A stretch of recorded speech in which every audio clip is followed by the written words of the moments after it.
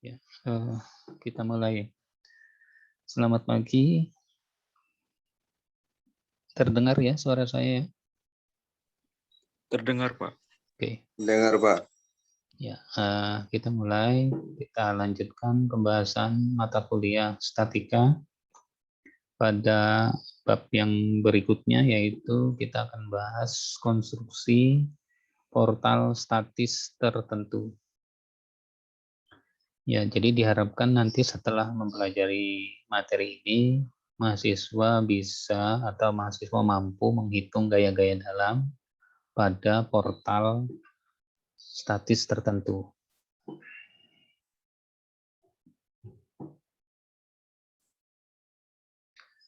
Ya, pertama definisi. Ya, definisi dari portal.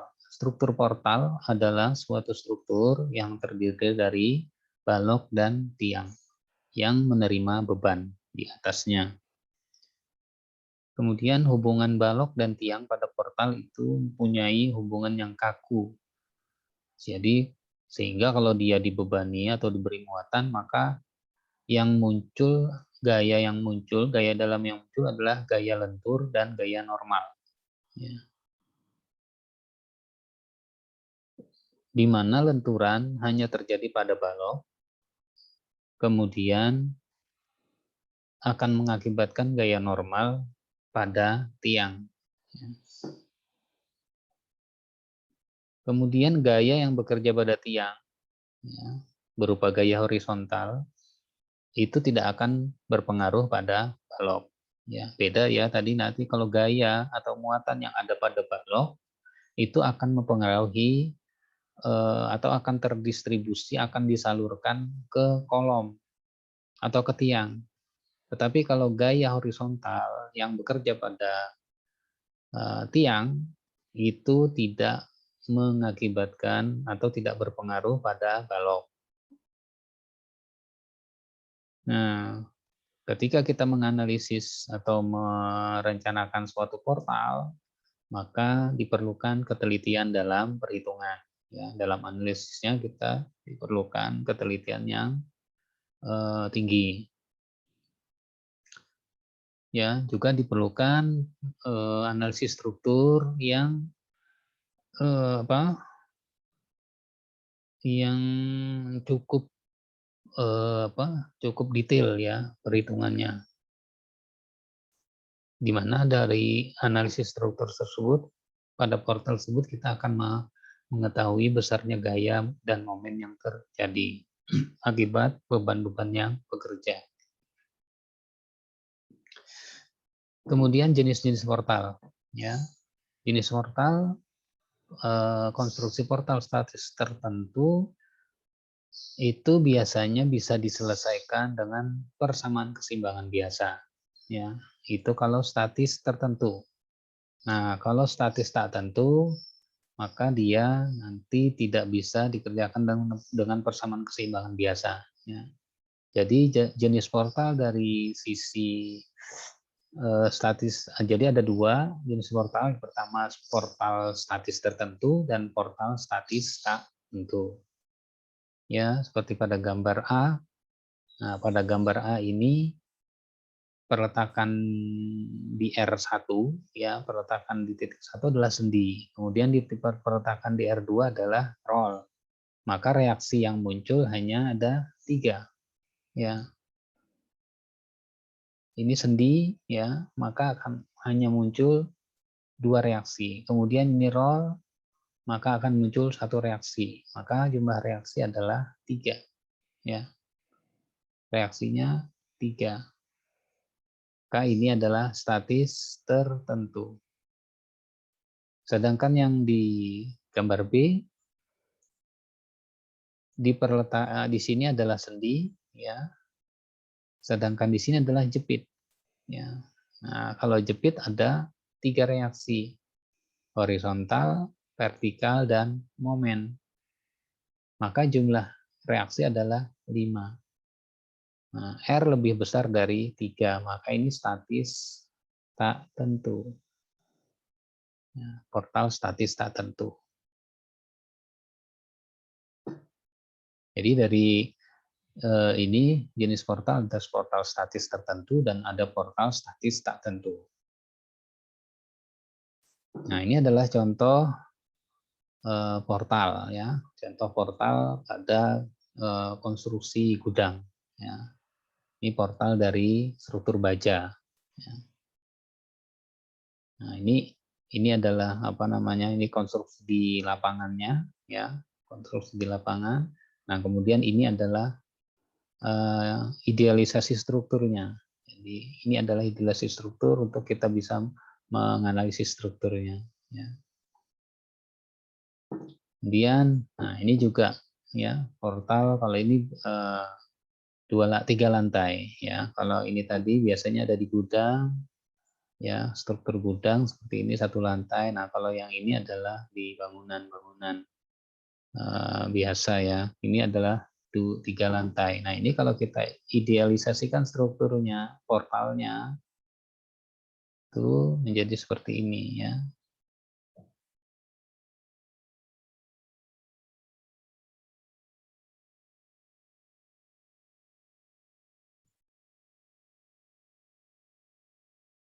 Nah ini seperti ini. Jadi lantai 1, lantai 3 atap, sini atap. Ini lantai 2, ini lantai 1, ini lantai dasar.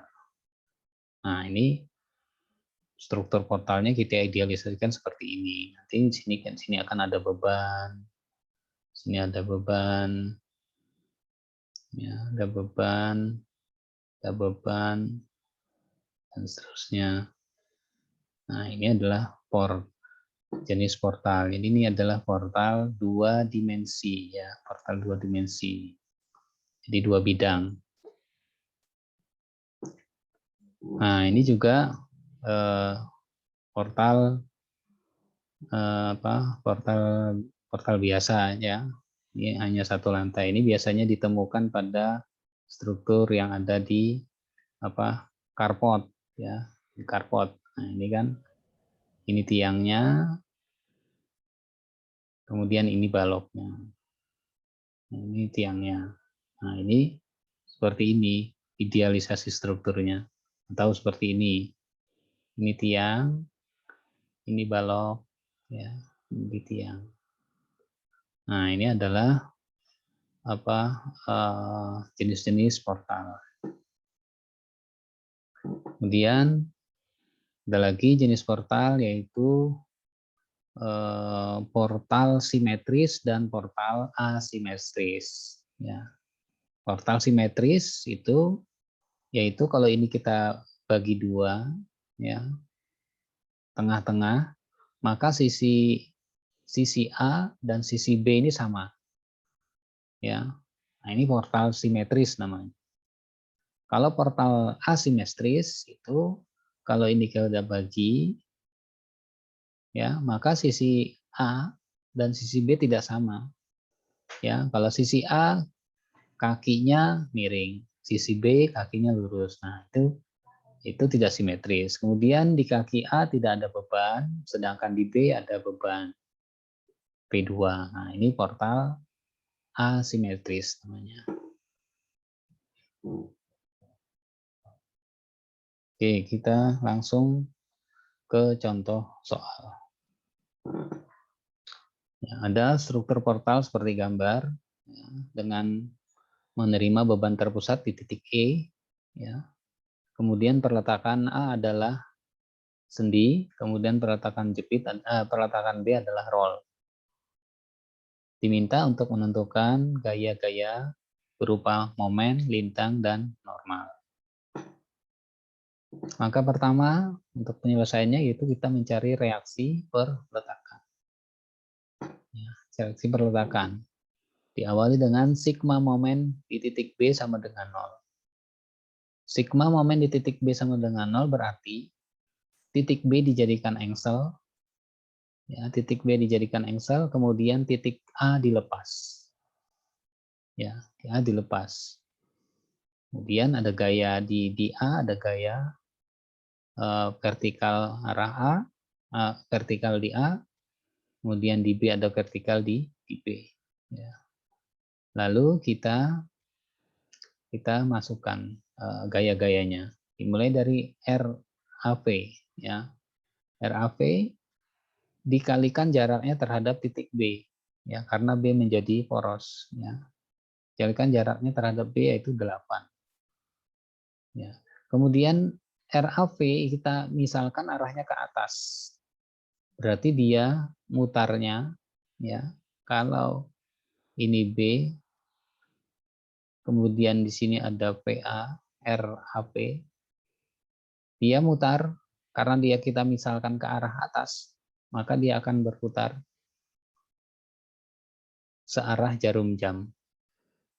Ya, searah jarum jam, berarti tandanya positif. Kemudian ada gaya 10 ton di titik E. Gaya 10 ton arahnya ke bawah. Maka kalau porosnya di B, berputar dia berlawanan jarum jam. Berlawanan jarum jam, maka tandanya negatif. Kemudian jaraknya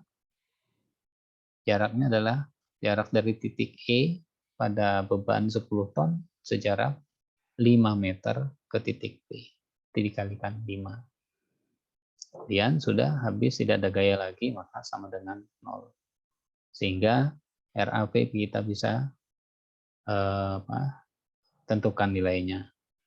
RAV bisa kita tentukan nilainya, yaitu sebesar 6,25 ton.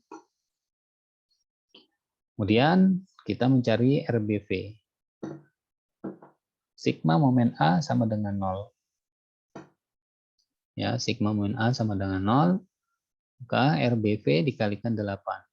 Ya, sigma momen A sama dengan 0 berarti titik A dijadikan engsel, kemudian titik B dilepas retakannya.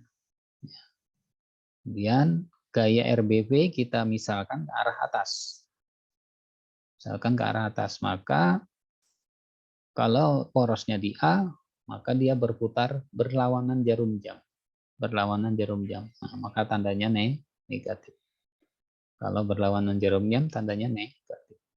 Kemudian gaya 10 ton di titik E ke bawah, maka dia akan berputar searah jarum jam. Searah jarum jam. Maka tandanya positif. Berarti 10 dikalikan jaraknya terhadap titik A, yaitu 3. Jadi 10 kali 3 sama dengan 0. Dari sini kita dapatkan RBP 3,75 ton. Nah, hasilnya positif. Ini hasilnya positif. Ya. Nah, berarti arah yang kita misalkan ke atas itu benar. Berarti memang betul arah RBP adalah ke atas. Sama juga tadi yang di RAV, karena hasilnya naik positif, maka arahnya betul ke atas. Kita tadi memisalkan di awal. Nah, ternyata betul ke atas. Kemudian kita kontrol, kita cek, sigma vertikal sama dengan 0. Jadi RAV ditambah RBV harus sama dengan gaya luarnya, yaitu gaya P. Nah, berarti 6,25 RAV, 3,75 RBV, dikurangi 10, sama dengan 0. Berarti sudah betul hitungan kita. Kemudian kita coba cek sigma horizontal sama dengan 0, tidak ada gaya horizontal, maka reaksi horizontal di A adalah 0.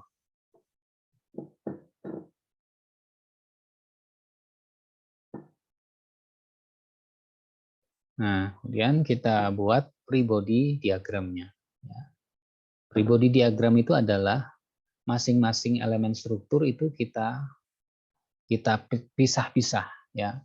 A ke C, kemudian C ke D, kemudian D ke B, dipisah-pisah. Setelah dipisah, lalu kita gambar gaya-gayanya, ya, gaya-gaya yang sudah kita hitung tadi kita gambar, kita masukkan, ya. Ada RAV sebesar 6,25, kemudian ada RAH sebesar 0, ya. Nah, menyesuaikan arahnya aja. Nah, di titik A ada gaya RAV ke arah atas, maka di titik C akan ada gaya yang besarnya sama tapi arahnya berlawanan. Nah, demikian juga yang horizontal. Kemudian di titik C. Nah, titik C ada gaya RAV. Jadi RAV yang di A itu akan pindah ke titik C. Ya, begitu dipisah balok C, D dipisah, maka dia akan muncul di sini. Ya, untuk keseimbangannya. Kemudian RBP juga muncul di sini. Nah, ini adalah namanya free body diagram. Free body diagram. Kemudian berikutnya kita menghitung momen. Ya, menghitung momen. Ya, kita lihat free body AC, ya, free body AC dari hasil gambar sebelumnya tadi, kita lihat free body AC, maka rumus momennya adalah RAH kalikan X, ya, ke arah atas, ya. Jadi ini X-nya ke arah atas, ya. Maka kita masukkan X sama dengan 0, kita dapatkan momen di titik A, berarti sama dengan 0. X sama dengan 5, kita dapatkan momen di titik C. 0 kali 5, 0 juga. Kemudian batang CE. Ya, batang C ke E. Ya, kenapa dipisah batang CD dipisah jadi CE dulu? Karena ada perubahan gaya, karena ada beban luar P ini. Ya, maka ini kita pisah dari CE lalu ke ED. Buat rumus momennya adalah RAV dikalikan X ditambah RHA kalikan H. Nah, kita masukkan X sama dengan 0, maka kita dapatkan momen di titik C. Masukkan X sama dengan 3, maka kita dapatkan momen di titik E. Selanjutnya batang ED. Batang ED. Batang ED itu bentangnya adalah 5, atau panjangnya dari E ke D itu adalah 5. Maka X-nya adalah dari 0 sampai 5. Buat rumus momennya tetap dari awal, berarti dari titik A, ya.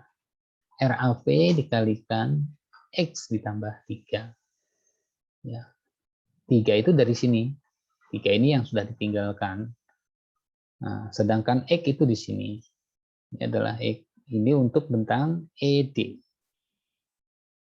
Bentang ED. Rumusnya RAP dikalikan X plus 3 dikurangi P kalikan X. Lalu ditambah RAH kalikan H. Kita masukkan X sama dengan 0, maka kita dapatkan momen di titik E. Masukkan X sama dengan 5, dapat momen di titik D. Kemudian batang BD. Ya, batang BD. Berarti kita bergeraknya dari bawah. Dari B menuju D. X-nya dari B menuju D. Rumus momennya RBH kalikan X. X sama dengan 0, maka momen B sama dengan 0. X sama dengan 5, maka momen MD sama dengan 0. Nah, ini adalah perhitungan bidang momen. Selanjutnya, menghitung gaya lintang. Gaya lintang adalah turunan dari momen. Ya, gaya lintang adalah turunan dari momen. Jadi, kalau kita sudah mengetahui rumus momennya, maka tinggal diturunkan, itulah gaya lintangnya. Kita awali dari batang AC, kita sudah ketahui rumus momennya, maka rumus momen itu kita turunkan, ketemu nilai turunannya, maka kita masukkan X sama dengan 0, kita ketemukan lintang di titik A, X sama dengan 2, ketemu lintang di titik C. Masing-masing sebesar 0. Lalu bentang C ke E. Bentang C ke E. Ya, rumus momennya sudah kita dapatkan tadi di waktu menghitung momen, lalu tinggal kita turunkan terhadap X. Nah, ketemulah angka-angka di titik 0 dan di titik 3. Ya, di LC dan ini bukan LC tapi ini LE ya.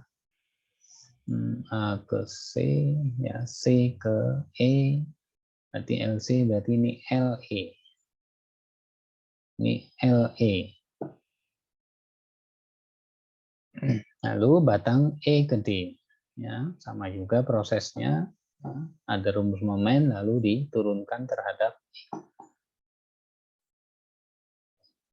kemudian batang B, D. Ya. Jadi kalau kita mau membuat rumus momen, gaya yang dipakai itu adalah gaya yang vertikal terhadap batangnya. Ya. Misalnya batang A ke B. Ini misalnya VA. Ya. Bergerak dari A ke B. Maka rumus momen ini adalah VA dikalikan X. Rumus momennya adalah VA kalikan X. Ya. Jadi ini kan dari A menuju B. Dari A ke B. Nah, rumus momennya adalah VA dikalikan X. Ya, X itu adalah jarak antara A ke B. Lanjut kemudian perhitungan gaya normal. Gaya normal adalah gaya sejajar batang. Ya, berarti gaya yang sejajar batang, bukan yang tegak lurus. Kalau ini kan tegak lurus, ini gaya tegak lurus batang. Maka dengan sendirinya bisa kita hitung gaya-gaya yang sejajar batang pada gambar free body diagram ini. Nah, kita bisa lihat sudah. Gaya yang sejajar batang untuk batang AC yang sejajar batang adalah RAV. Ya, dia kan arahnya ke atas, sejajar batang. Nah, kemudian dia menuju ke batang. Ya. Maksudnya menuju, kalau ini batangnya, maka ini gayanya seperti ini. Nah, berarti dia menuju batang. Kalau dia menuju batang, maka batangnya akan memendek. Kemungkinannya akan memendek. Nah, karena dia memendek, maka tandanya adalah negatif. Ya, karena dia membuat batang itu memendek, maka tandanya negatif. NCD tidak ada gaya, maka 0. Sedangkan RBV, ya, RBV sebesar 3,75. Ya. Kemudian setelah itu kita bisa mulai gambar diagramnya. Nah, ini tadi, ini perhitungan momennya. Kita tadi hitung momen kan sebesar 18,75. Dan ini gaya lintangnya, dan ini gaya normalnya. Gaya lintang, karena hasilnya perhitungannya positif, maka kita tandanya di sini adalah positif. Kemudian lintang, ini lintang tandanya yang di sebelah kanan, sebelah kiri positif, sebelah kiri negatif. Kalau normal, kalau dia menekan batang, maka dia tandanya negatif. Kalau dia menarik batang, maka dia tandanya positif. Ya. Ini kalau ini batang, maka kalau dia menekan, kan tandanya negatif. Negatif. Jadi kalau dia menarik itu berarti ke arah sini. Nah, maka ini tandanya positif. Oke. Sampai di sini dulu, ada yang ditanyakan?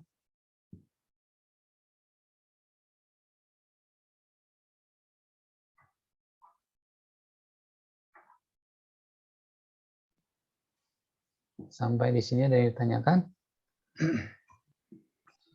Belum, Pak. Belum ya. Sudah jelas ya?